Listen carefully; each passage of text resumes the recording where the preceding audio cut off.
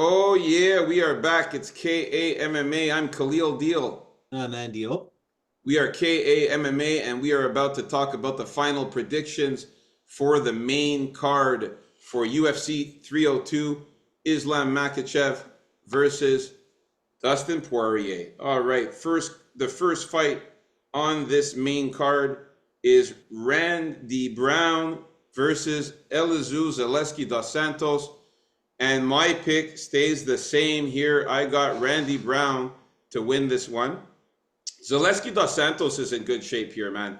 I have to say he's muscular, he's ripped, but Randy Brown is also in very good shape. He's much taller than Elizeu Zaleski here, as you can see in this picture. He's much taller. And he's leaner than Zaleski. He might not be as thick and muscular as Zaleski, but he's also ripped. I think he's going to be quicker on the feet. I think he'll have the faster kicks, the faster punches. Like I said, he's also in great shape for his height. I got Randy Brown winning this one straight. And the reason why I picked straight is also, again, Randy Brown is a very, very good fighter, man. This guy is an all-around fighter. In his victories, he's got, see here, he's got 7 wins by knockout, 5 submissions, and 6 decisions. So very difficult to see how he's going to win.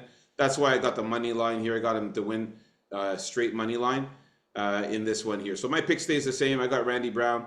He's just going to be the taller fighter. He's going to be better on the feet. And he's very good at grappling as well. And he can handle his own if Zaleski tries to take him down. So Randy Brown is the pick for me by money line. My pick is going to be Zaleski. I like going with the more of the dog in fights and fights like this. And I think Zaleski is more of a dog, but I think what this fight will come down to is if Zaleski can manage to hit Randy Brown's heavy lead leg early on, that's going to cause him some problems. And work in some crazy capoeira kicks, man. I think he can catch Randy Brown at some point and possibly knock him out, like in the middle of the fight. But the thing that I think would really benefit Zaleski if he can lure Randy Brown into like a real gritty dogfight, you know, because that's where Zaleski is at his best. He's not really like a technician enough to really focus on the leg, like up until the last, 1 minute of the fight. If he hurts his leg, it's going to be creative, but I really think he should go for it early because I really think that's like a weakness of Randy Brown. You got to exploit those weaknesses. Randy Brown is good. He's in good shape. He is well-rounded. And I know I'm going out a little on a limb here, but I really think Zaleski can pull this one off. So that's going to be my pick. All right, man. So we were in a disagreement in this one again, just like we were in the early predictions. Yeah, Randy Brown. I kind of look like Randy Brown. I almost got the same kind of haircut there as him. That's why you're picking him, probably. I like Randy Brown, man. This guy's he's good, man. He's just an all-around good fighter. But you're right. I mean, Zaleski is a live dog, I think, and I think Zaleski is live for an upset as well. So Zaleski is good too. But I just got the slight edge here on Randy Brown for the height. And he's also got that massive reach advantage as well, Randy Brown. He has, let me just check it out here quickly here. But he's got a massive reach advantage here. Yeah, he's got a 5-inch reach advantage. So 73 inches for Zaleski, 78 for Randy Brown, and of course the 4-inch height advantage as well. I think is going to be a bit too much for Zaleski to handle. And I like the way Randy Brown fights, man. This guy is a very well-rounded fighter, man. So Randy Brown's the pick for me. We are in disagreement. All right, moving on up the card next. All right, next we got Nico Price and Alex Morono. My picks is still Alex Morono. The only worry, I think, if you want to call that with Morono, is my suspicion that Morono may be kind of like slowing down or definitely not at his best. But what a time to turn it around against Nico Price, right? I think Nico Price is maybe the washed fighter in the UFC, with the exception of Tony Ferguson. And I think this is going to be a kind of like a wake up call for Morono. Like, you really got to beat this guy and shape up, you know? 24-9 already for Morono. Don't like those 9 losses. So it would be in his best interest to avoid that 10th loss, going with Morono. All right, we're in agreement with this one as well. I got Morono as well. Alex Morono looks in decent shape, like he always does, man. He looks the same as he always does, eh? Looks the same as he always does. Doesn't look like a guy who's like in crazy. He's not crazy built or ripped or muscular. He's just a normal, average-looking guy in decent shape. Nico is more ripped and muscular. I have to give that to him. He is a tiny bit taller as well. Nico's he's a little bit tiny bit taller. In this picture, he barely looks like he's taller, but it's a very small thing. But the thing that I don't like about Nico Price, look at his goofy smile, and I'm glad you took this pic here, and because I was going to talk about this goofy ass smile that he has here. Look at this goofy ass smile. I never like it when a fighter's smiling at the face-offs. It makes him look not serious. It makes him look like he's not taking this fight seriously. Look at Alex Morono. He's got that serious face. He looks serious, ready to fight. He's not fucking around. Alex Morono is going to go out there and get the win on this guy. He's just a better overall fighter than Nico Price. Fought the better fighters. He's also an all-around fighter as well, so I have him winning with the money line. And the reason for that is, again, he has here 6 knockouts, 7 submissions, and 10 decisions. How the hell are you going to decide how he's going to win with those types of odds?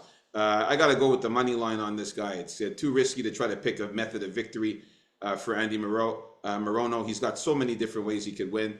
But yeah, just the better skilled fighter in this one. We are in agreement. I got Alex Morono here. All right, moving on up the card next. Okay, we got Kevin Holland against Michal Oleksiejczuk. Now, for this one, my pick has stayed the same. I am still sticking with Kevin Holland in this one.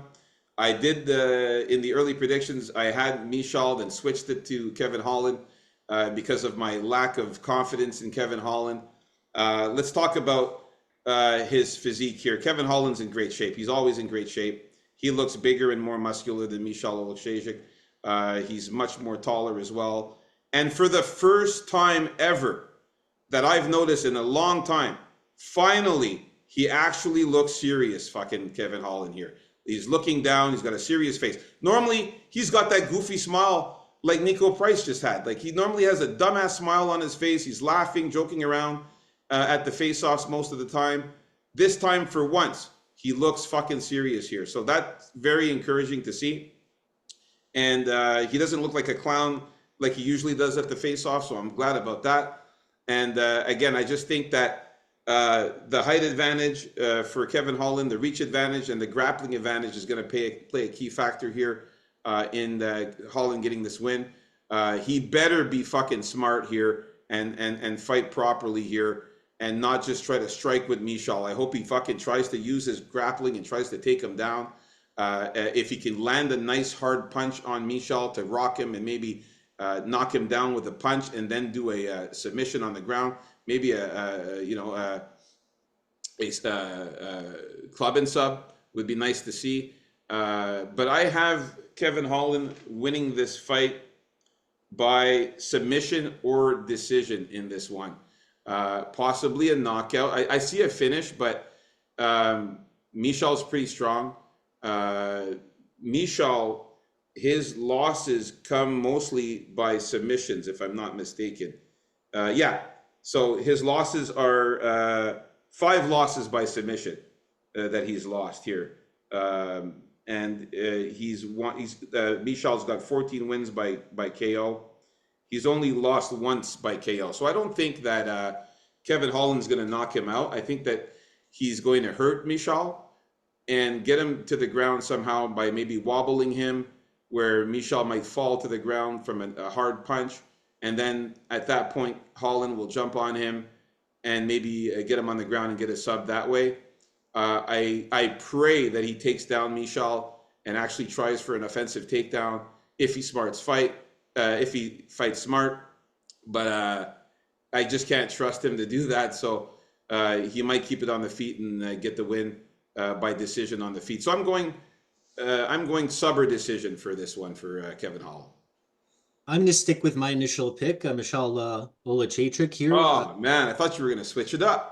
No, I just don't have any faith in Kevin Holland, especially at these odds, I don't blame you though, man.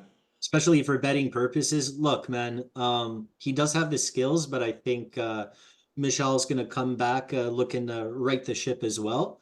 I think he's going to get beyond that reach somehow and clock Holland nice a couple times. I wouldn't mind if he incorporated some ground game on Kevin Holland, at least fake some, just to give him ideas. If he wanted to take him down, he can take him down pretty easily. The thing is, Kevin Holland does have subs down there, and as you mentioned, Michel has been subbed a few times. Yeah, But Kevin Holland's also good off his back. yeah, he tries stuff, but he can't get up, right? So that's the thing. And he also doesn't make the wisest decisions, on the feet or on the ground, even sometimes. So I'm banking on that. Look, if Kevin Holland has the fight of his life and is all serious, and that's actually a good thing for him, because if you've never been serious and all of a sudden you're serious, is this really a good thing? I don't know. So yeah, I'm hoping for the normal Kevin Holland here that's just showing up for a paycheck, and I'm going for the underdog win here. In Listen, I think that Michel is a good sneaky dog as well. I'm not gonna lie, but yeah, I slightly edge Kevin Holland here to get the win. I think he's finally realized that he needs to get some wins in the UFC. I think he's tired of these losses. I mean, come on, man. He's got 4 losses in the last 6 fights. Like, this is not acceptable here. And Dana White is being very, very cool with Kevin Holland to keep him around because he's obviously an entertainer and he's fun to watch and stuff like that. But on paper, his record is not looking good, man. He is really not looking good on paper. 25-11, almost losing half the fights there. those losses come from somewhere, man. Number 12's coming up. I don't know, but again, I'm gonna give Kevin Holland one last try, one last chance in me picking him to win this one. And if he disappoints me, man, he can go fuck himself. I swear, if he loses this fight, I'm done with this guy. All right. All right. Next, moving on up the card. yeah, we got Sean Strickland against Paulo Costa here. Here, I'm gonna stick with my Paulo Costa pick. I think it's just a good matchup for him in his pressure, the way he can apply pressure. He's done it in every single fight. Sean Strickland loves to back up. Sean Strickland backed up, lost to a clumsy Dricus du Plessis because he was backing up the whole fight, and then he complained about it. Paulo Costa knows what he's kind of doing when he's putting forward pressure in a different way than Dricus does. And I love Dricus, of course, but I really think Paulo Costa can win this fight as well. I think you got to watch out for that high leg kick because it's really fast. Costa looks like he's worked on that move, and I think Sean Strickland may be susceptible towards that high kick there. So watch out for that. The pick's Paulo Costa. Man, we are in disagreement in a lot of these fights. I got Sean Strickland still to win this one. Now, this is unbelievable. Paulo Costa is a physical specimen as usual. Super built. He's ripped. He looks juiced up. And ironically enough, I don't know if you guys caught this, but his chain said secret juice. Secret juice on the chain. His chain, the fucking pendant on his chain said secret juice. What the fuck does that mean? Okay, secret juice? Are you fucking kidding me? This guy is obviously on the sauce. He's obviously fucking juiced up. He's got a chain telling you, hey guys, I've got secret juice. Well, doesn't he drink bottles all the time with secret juice written on it? Dude, so. I don't know what drugs he's on, but let me tell you, look at this guy's body. He's in fucking absolute phenomenal shape. Man, Strickland looks good as usual. He's got the regular decent body type. He's as usual, looks the same, His last 2 fights, though, Strickland, I think has looked in better shape than he had before then. Yeah, he looks all right. I mean, he looks pretty ripped. He's not very muscular, but he looks pretty ripped and slim. But the key to victory for Sean Strickland is the jabs and the forward pressure. I think that the jabs and the forward pressure is going to be something to look out for. Not to mention, which you don't really, Who's forward pressure? Sean Strickland. He Oh likes no, to come he forward doesn't with his pressure. He jabs. backs. He backs him up. He backs up though, bro. Sometimes, but he also likes to come forward with the striking. He comes forward, comes forward. That's what I'm saying. It's going to be fun to see because Paulo Costa also likes to come forward as well. So they're both going to be kind of coming forward. So it's going to be interesting to see. But the thing that you don't kind of notice and wouldn't suspect is that Sean Strickland's working with a 4-inch reach advantage in this one, 76-inch reach advantage to 72 for Paulo Costa. So that's the thing that I'm a little bit on the Strickland side is that Sean Strickland loves to jab. He loves that fucking jab, jab, jab, and the double punches like this. And I think that with that slight reach advantage, I think he's going to be able to touch up Paulo Costa a lot, score a lot of points by being the more active fighter and getting the more significant strikes and the more total strikes. I think he's going to just land more strikes than Paulo Costa. Paulo Costa is going to have the more significant strikes and the more powerful strikes, but Sean Strickland's going to have the more volume of strikes. He's going to have he's going to score more points on the scoreboard that way. So that's the reason why I think Sean Strickland's going to win. I have Sean Strickland winning by KO or decision. If he gets a KO, it's going to be in the later rounds. I think Paulo Costa with those muscles and that secret juice, he's gonna start tiring out in the later rounds there, and that's where I think Sean Strickland is gonna have the advantage coming up in the third and fourth and fifth round. So I got Sean Strickland ever so slightly, but definitely Paulo Costa is a very good dog as well. All right, moving on up the card to the main event of the evening. We've got Islam Makhachev against Dustin Poirier. Man, Poirier is in amazing shape, man. This guy always comes through looking tip top. He's ripped, he's built, he's muscular. He's in great shape. He looks athletic, he looks good.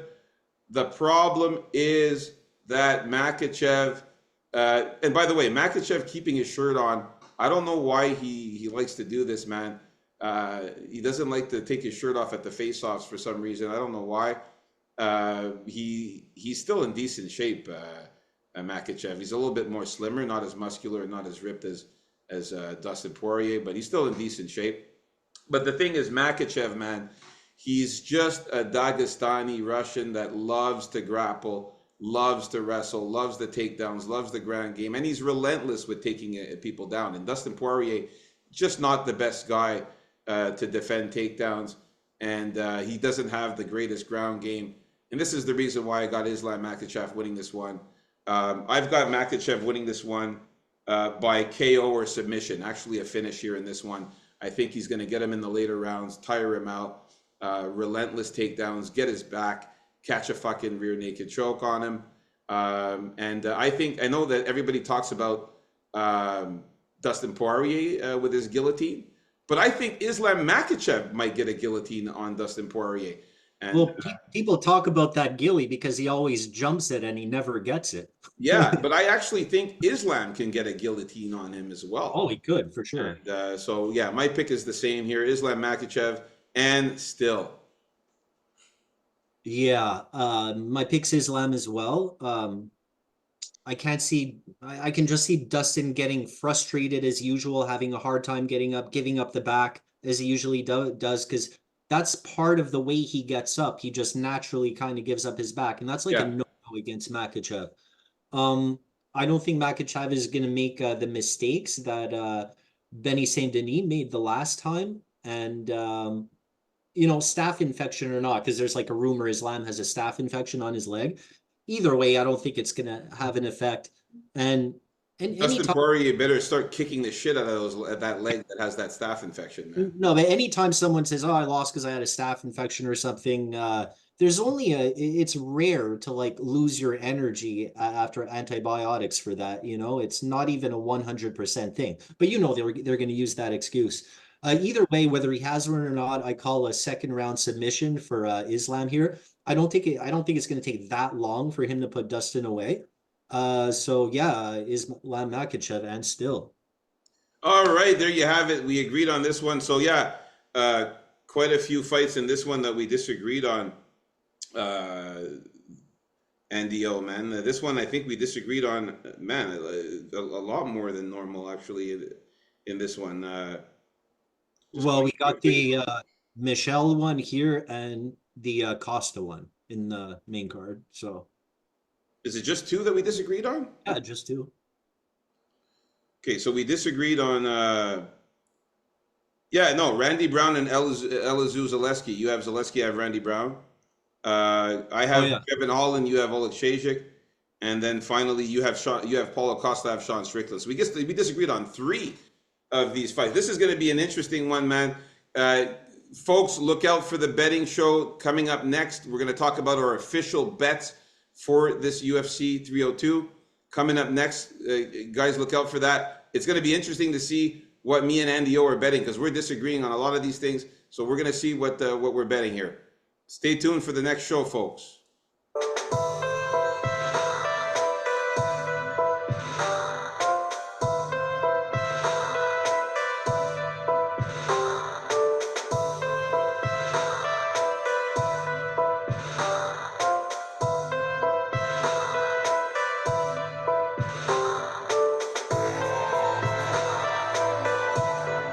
Peace out, folks. Leave a like and subscribe.